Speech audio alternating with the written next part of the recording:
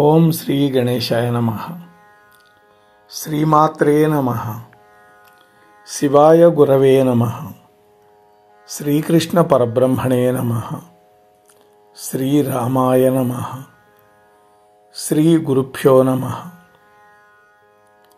ఆపదాం అపహర్తారం దాతారం సర్వసంపదాం లోకాభిరామం శ్రీరామం భూయో భూయో నమామ్యహం. ప్రియ భగవద్బంధువులారా, మోహనవాణి ఛానల్ ద్వారా ఈ వీడియోని వీక్షిస్తూ ఉన్నటువంటి భక్తామ తల్లులకు తండ్రులకు ముందుగా నా యొక్క సాధువాదాలు చెల్లించుకుంటున్నాను. 25 జూలై శ్రావణ మాసం ప్రారంభమైంది.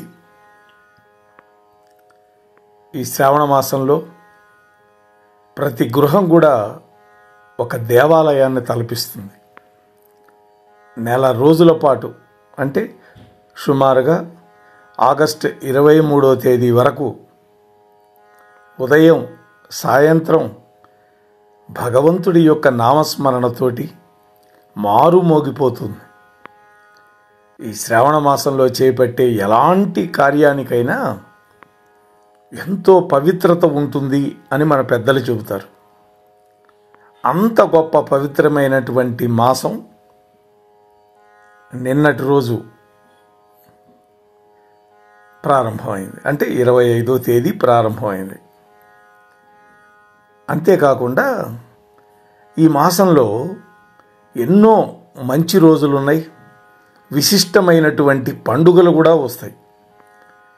మన సనాతన ధర్మంలో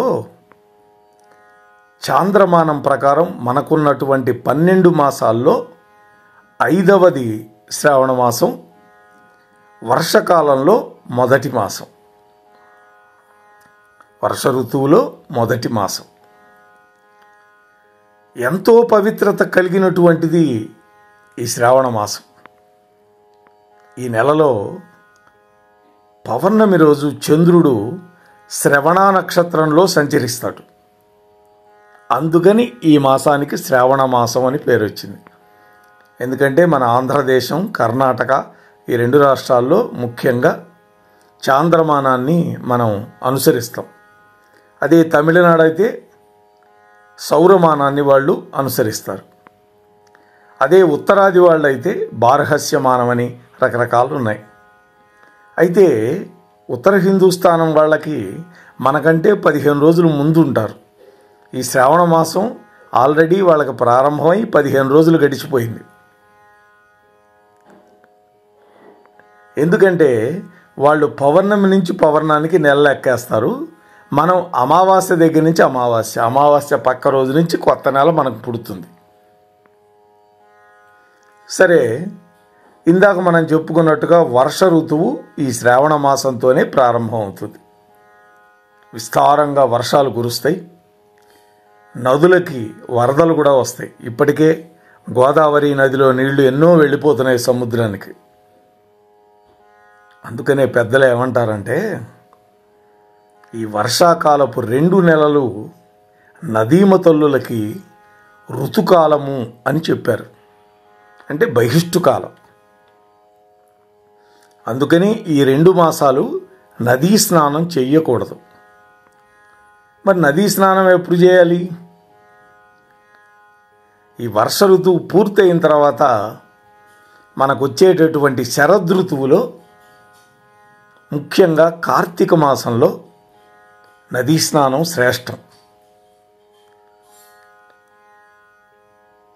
మరొక విశేషం ఏంటంటే, త్రిమూర్తుల్లో స్థితికారకుడు, పోషకకర్త, దుష్ట శిక్షకుడు, శిష్ట రక్షకుడు అయినటువంటి మహావిష్ణువుకి, ఆయన దేవేరి అయినటువంటి మహాలక్ష్మీదేవికి అత్యంత ప్రీతికరమైనటువంటి మాసం ఈ శ్రావణ మాసం. అందుకనే శ్రావణ శుక్రవారాలు తప్పకుండా 4 వారాలు 5 వారాలు వస్తే అందులో ఒక్క వారమైనా సరే వరలక్ష్మి వ్రతం చేసుకుంటారు. ఈ వరలక్ష్మి వ్రతం ఆచరించడం వల్ల విశేషమైనటువంటి ఫలితాలు లభిస్తాయి అని పెద్దలు చెబుతారు. అంతేకాకుండా మహావిష్ణువు వెంకటేశ్వరుడుగా అవతరించాడు భూలోకంలో, మన తిరుమల క్షేత్రంలో. ఆయన అవతరించినటువంటి జన్మ నక్షత్రం కూడా శ్రవణ నక్షత్రం. అందువల్ల మహావిష్ణువు యొక్క పూజకి ఎంతో ఉత్కృష్టమైనది ఈ మాసం.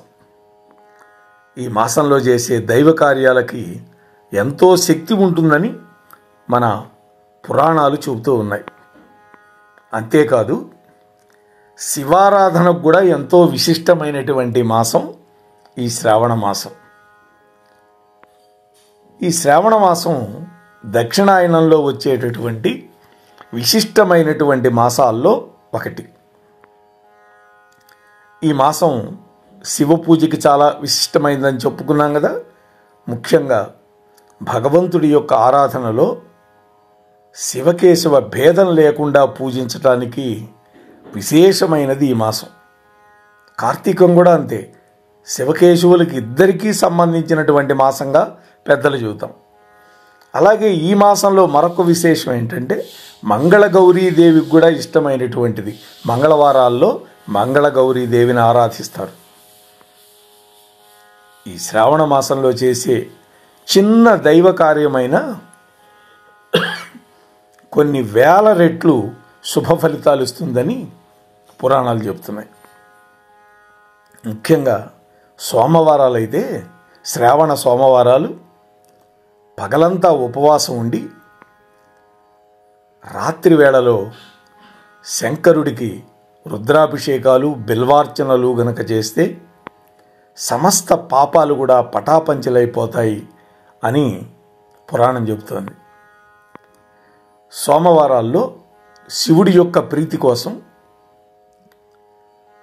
వ్రతాన్ని చేయాలి, అంటే ఉపవాస దీక్షను చేపట్టాలి. ఈ వ్రతంలో ఉపవాసం ఉండగలిగిన వాళ్ళు పూర్తిగా ఉండొచ్చు.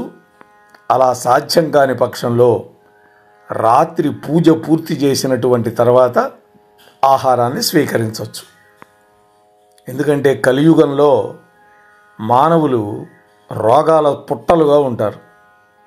అందువల్ల ఉపవాస దీక్ష కఠినంగా నిర్వహించలేరు. అందువల్ల ఆ విధంగా శివుడి యొక్క వ్రతాన్ని ఆచరించడం వల్ల అనేకమైనటువంటి శుభ ఫలితాలు కలుగుతాయి అని పురాణాలు చెబుతున్నాయి.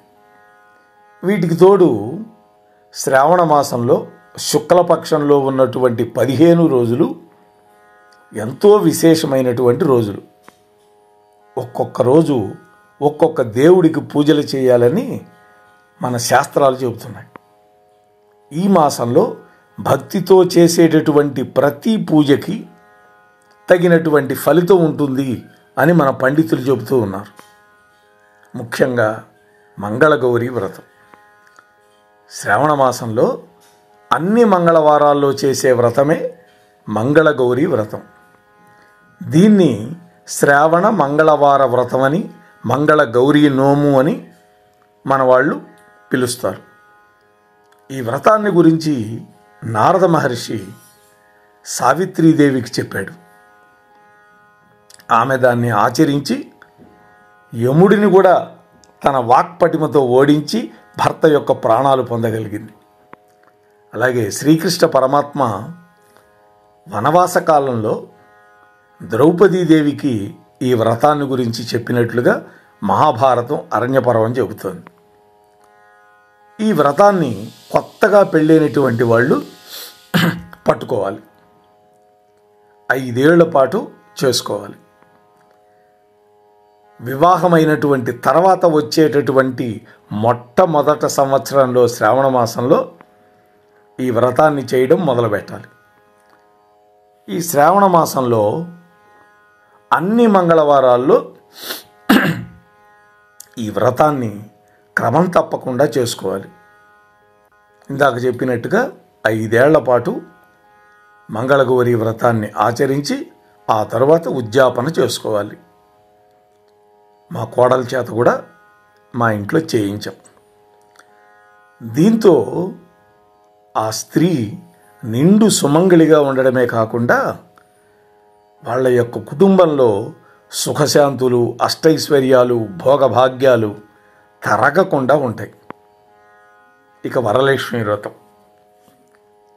శ్రావణ మాసంలో పౌర్ణమికి ముందు వచ్చేటటువంటి శుక్రవారం ఏదైతే ఉందో దానిని వరలక్ష్మి వ్రతంగా మన వాళ్ళు పాటిస్తాం.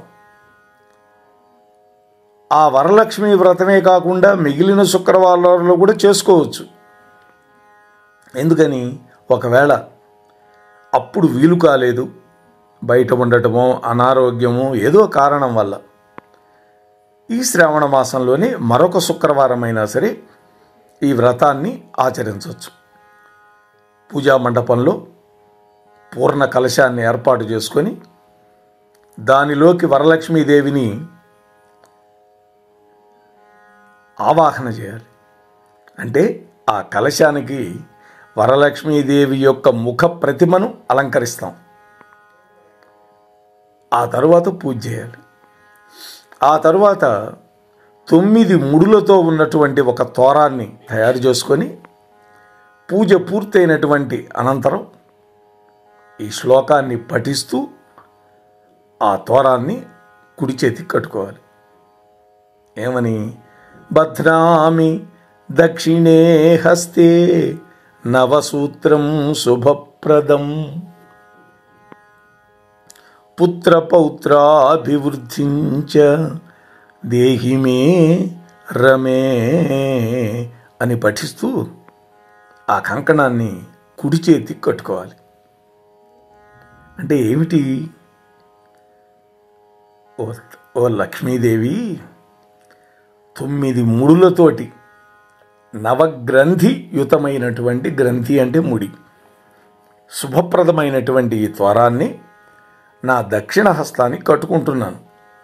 దీనివల్ల నాకు పుత్ర పౌత్రాభివృద్ధి ఇవ్వాలి తల్లి నువ్వు అని అడుగుతావు అన్నమాట. అట్లాగే మంత్రాలను పఠిస్తూ ముత్తైదువులకు వాయనాలు ఇచ్చి వాళ్ళ యొక్క ఆశీర్వాదాలు పుచ్చుకోవాలి.